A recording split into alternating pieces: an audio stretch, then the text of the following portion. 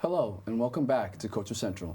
I'm your host, Hugh Kibera, alongside my fellow specialists, Gabrielle Edmondson and Vivian Parker. Today, we'll be jumping straight into the government shutdown that has been going on for 28 days and counting. Republicans and Democrats could not agree to pass a bill funding government services past October 1st, the date the federal budget expired, leading to the first government shutdown since 2019. Many Republicans are referring to this as a Democrat shutdown. House Speaker Mike Johnson held a press conference on Monday addressing the shutdown. The Democrats are required to open the government. They keep saying Republicans are in charge of government. We aren't, not in the Senate. 60 votes control the Senate, not a bare majority. On Tuesday, Senate Democrats rejected a GOP-led stopgap funding bill for the 13th time, saying they would not support resuming federal funding until Republicans agree to negotiate a bipartisan compromise on the soon-to-expire Affordable Care Act tax credits. Now, it's worth noting that during times of a government shutdown, many U.S. government services are temporarily suspended or face disruptions, including, but not limited to, the Food and Drug Administration, the National Park Service, and Federal Housing Administration. The shutdown has resulted in around 1.4 million federal employees missing their full paycheck this week, with half of these employees being furloughed and the rest working without pay. I'll start with you, Vivian. Looking at how the shutdown has affected millions of U.S. citizens so far, and it being the second longest shutdown in U.S. history, how does this compare to past shutdowns, and how much responsibility do both sides share for the shutdown? Yeah, of course. Obviously, one significant difference is the length of this government shutdown, Yep. which, as you stated, is the second largest government shutdown in history. And what you said, like a couple weeks, it will be a record-breaking government shutdown, which is very concerning.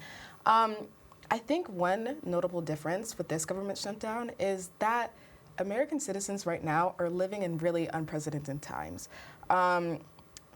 We have the issue of political gridlock in our government, which isn't uncommon for a presidential system, but I think due to the polarization in politics that we have today, it's almost intensified. As you stated, Democrats are refusing to pass bills with Republicans, and Republicans are refusing to make deals with Democrats. And it's just kind of this constant back and forth, and we're really not making any progress. I'd like to share this quote from Senate Minority Leader Chuck Schumer. In quote, he states, "We're in a healthcare crisis. Republicans don't even want to talk about how to fix it. The president isn't even in town, as Americans are about to be devastated by the bills they will receive on healthcare." I thought this was a really interesting point.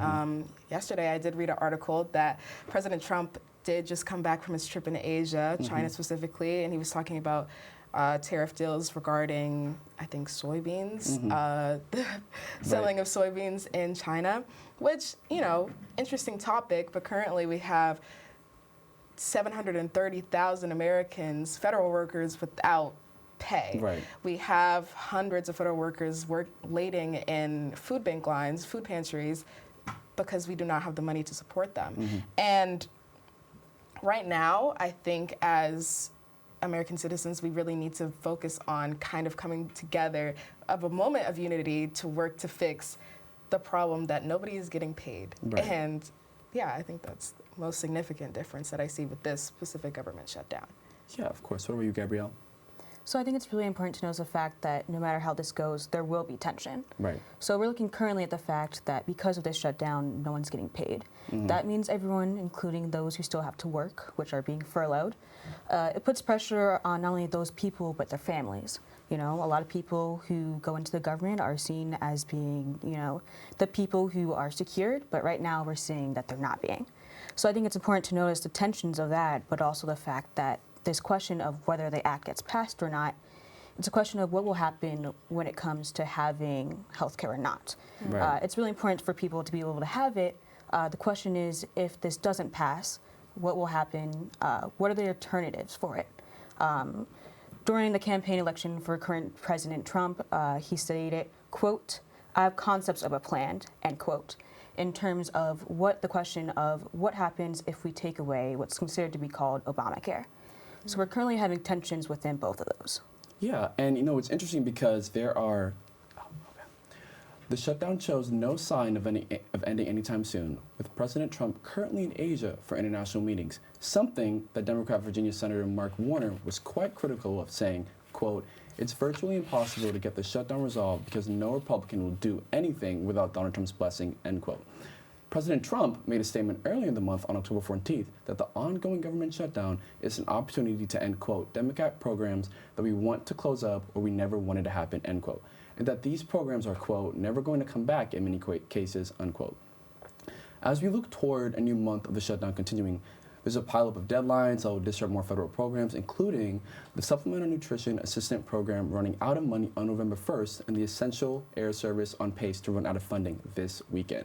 Jumping to you, Gabrielle, seeing the discourse between both sides, but also how Americans are continuing to lose access to needed federal programs, when and how do you think the shutdown will come to an end?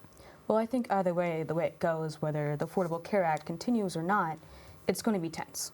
We have people who are currently, about 45 million people who rely on food stamps.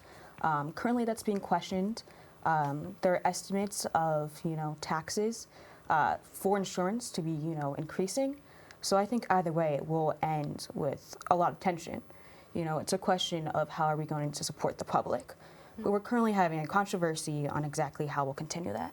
So we talked on a lot of things today, but honestly, something for me that is undeniable will always be numbers, right? And what I love about numbers, statistics specifically, is that they don't lie. They're an epitome of a calculated truth.